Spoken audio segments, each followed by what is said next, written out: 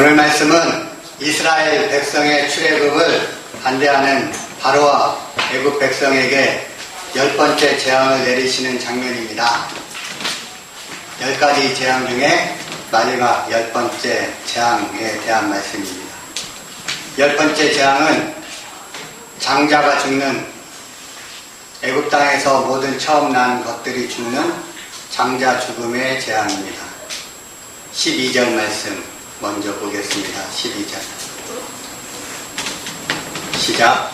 내가 그 밤에 애굽 땅에 돌다니며 사람이나 짐승을 막론하고 애굽 땅에 있는 모든 처음 난 것을 바치고 애굽의 모든 신을 내가 심판하리라. 나는 여호와라. 아멘. 애굽에 내려진 10가지 재앙 가운데 절정을 이룬 것은 장자의 죽음입니다. 이것은 애굽 신들에 대한 총체적이며 가장 강력한 심판이었습니다. 당시 애굽의 여러 신들은 특히 바로의 아들과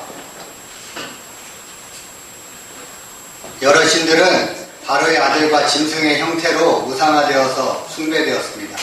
하나님은 그래서 장자 그리고 처음 난 짐승의 생명을 치심으로써 애굽의 거짓 우상들이 아무런 능력이 없고 그 신들을 경배하는 것이 얼마나 허망한 것인지를 분명히 보여주신 것입니다.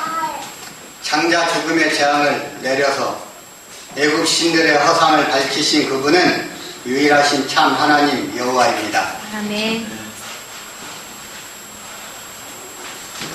이전의 9가지 재앙에서 하나님은 이스라엘 백성에게 아무것도 요구하지 않으셨습니다. 일방적으로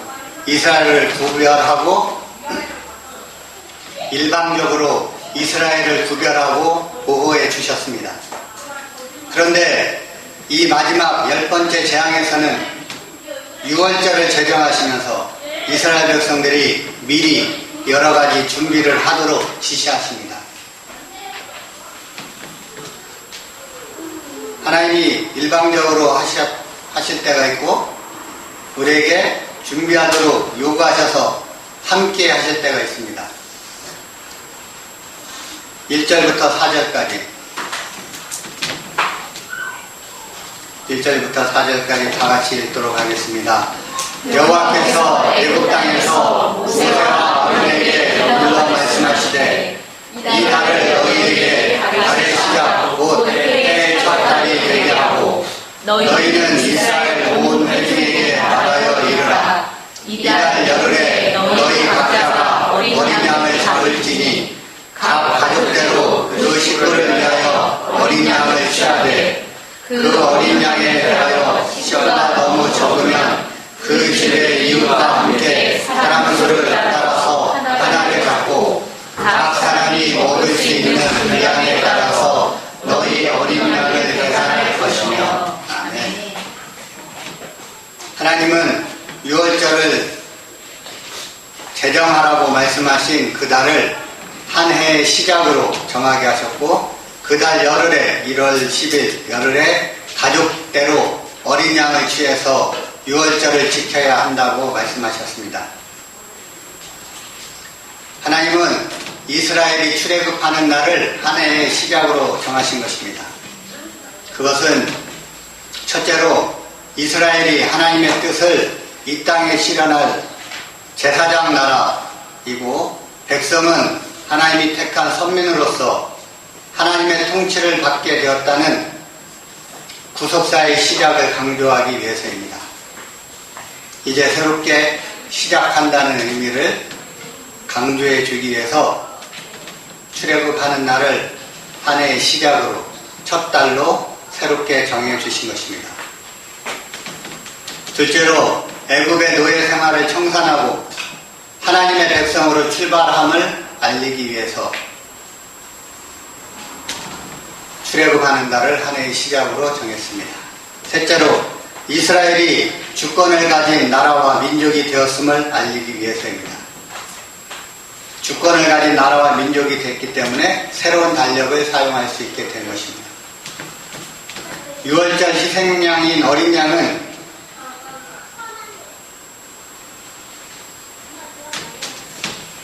죄인들을 대속하기 위해 친히 십자가에 달려 죽으신 예수 그리스도를 예표합니다. 이 어린 양은 각 가족대로 그 식구를 위하여 준비해야 했습니다. 그것은 가족이 먹을 수 있는 분량을 감안해서 양을 잡으라는 뜻입니다.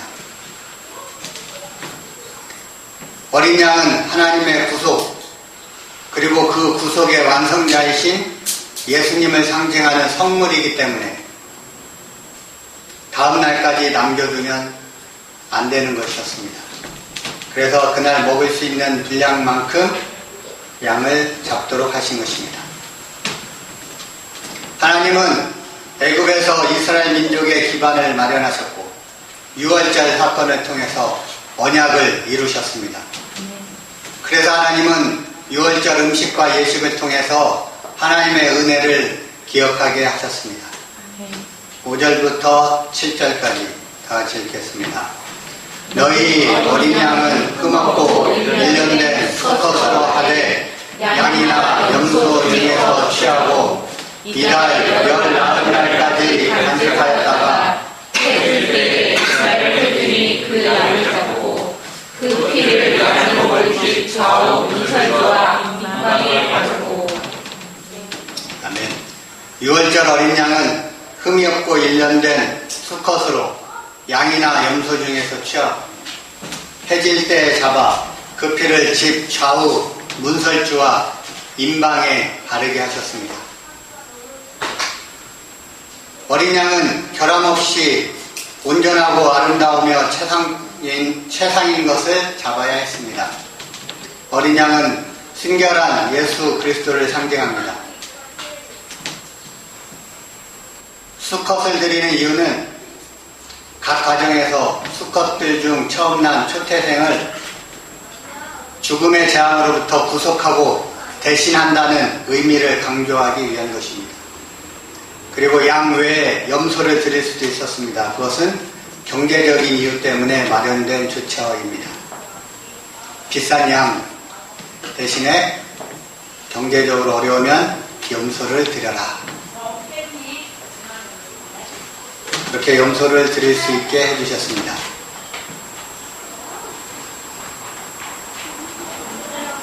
유월절 희생 제물은 제사장이 잡는 것이 아니었습니다. 각 가정의 가장이 잡았습니다. 그것은 이스라엘 백성이 제사장 된 나라의 국민임을 자각하게 해주신 것입니다. 또한 장차 그리스도 안에서는 모든 자가 제사장이 될 것을 의미합니다. 생명을 상징하는 피를 문설주와 임방에 바르는 것은 속죄의 의미가 있었습니다. 또한 어린 양의 피는 죽음의 사자로부터 그 가정을 보호하는 표적이 됩니다. 인간에게는 죄를 이길 수 있는 능력이 없습니다. 전적으로 부패한 존재이기 때문에 아무리 노력하고 애를 쓴다 해도 스스로의 힘으로는 죄에서 벗어날 수 없습니다. 반드시 누군가가 구원해 주어야 합니다. 누군가가 내려주는 생명의 밧줄을 붙잡을 때 죄의 늪에서 벗어날 수 있습니다. 애굽의 장자들을 모두 죽이던 여호와의 사자는 어린 양의 피를 문설주와 임방에 바른 집을 넘어갔습니다. 심판과 구원, 죽음과 생명을 나눈 것은 오직 어린 양의 피입니다. 아멘.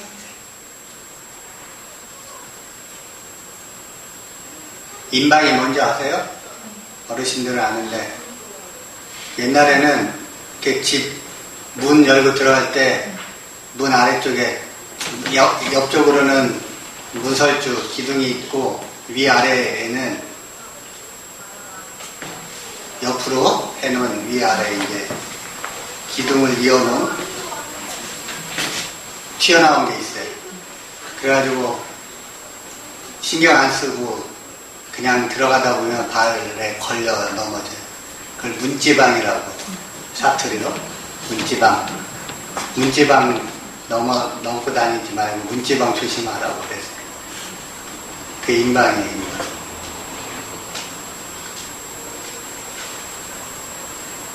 요즘은 잘 안 쓰는데.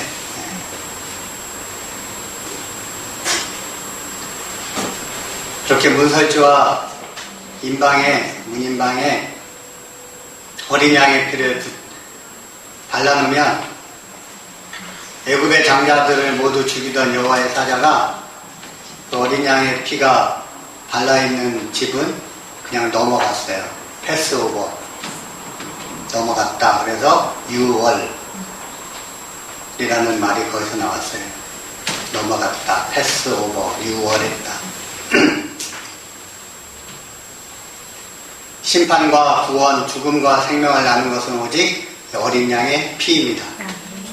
어린 양의 피가 있는 이스라엘 가정은 구원을 얻지만 피가 없는 애굽 가정은 죽었습니다. 피는 오직, 죄는 오직 피, 곧 생명으로만 속할 수 있습니다. 죄의 결과는 죽음이기 때문에 누군가가 대신 죽지 않으면 해결할 수 없습니다. 개인의 인격이나 성품, 선행, 지위나 신분, 혈통, 지식 같은 것이 아니라 흠없는 어린 양의 피만이 죄 용서를 가능하게 합니다. 그러나 인간은 이것을 알지 못하고 자신의 힘으로 애를 씁니다. 그런 어리석음을 버리고 예수 그리스도께로 나아가야 합니다. 유월절 양의 고기는 유월절 제사로 드린 양의 고기는 어떻게 먹어야 하는지 8절부터 설명해 주십니다. 8절부터 11절까지 8절부터 11절까지 다 같이 읽겠습니다. 그 밤에 그 고기를 불에 구워 무교병과 쓴 나물과 아울러 먹되 날 것으로나 물에 삶아서 먹지 말고 머리와 다리와 내장을 다 불에 구워 먹고 아침까지 남겨두지 말며 아침까지 남은 것은 곧 불사르라.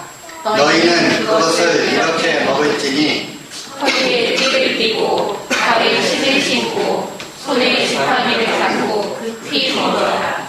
이것이 여호와의 유월절입니다. 아멘. 6월절에는 이렇게 먹어라. 먹는 방식까지 설명해 주셨습니다. 6월절 어린 양은 불에 구워 먹어야 되고 무교병과 쓴 나물과 아울러 먹어야 되고 남은 것은 불살라야 했습니다. 또한 허리에 띠를 띠고 발에 신을 신고 지팡이를 손에 잡고 급히 먹어야 했습니다. 체하는데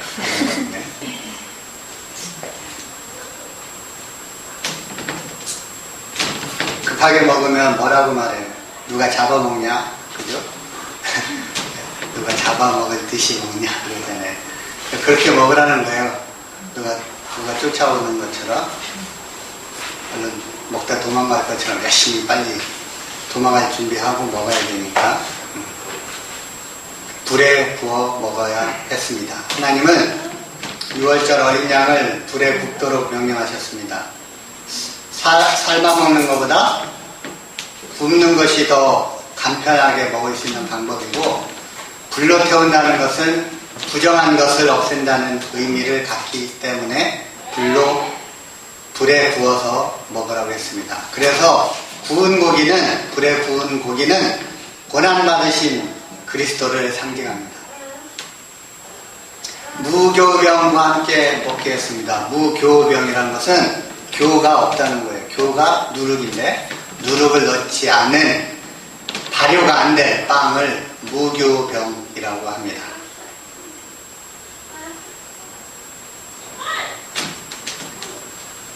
누룩을 넣지 않아서 발효가 안 된 빵, 무교병을 함께 먹어야 했습니다.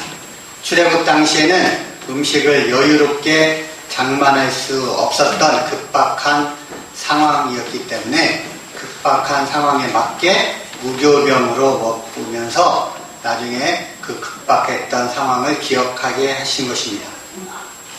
또한 누룩은 종교적으로 도덕적으로 부패했다는 것을 상징할 때 누룩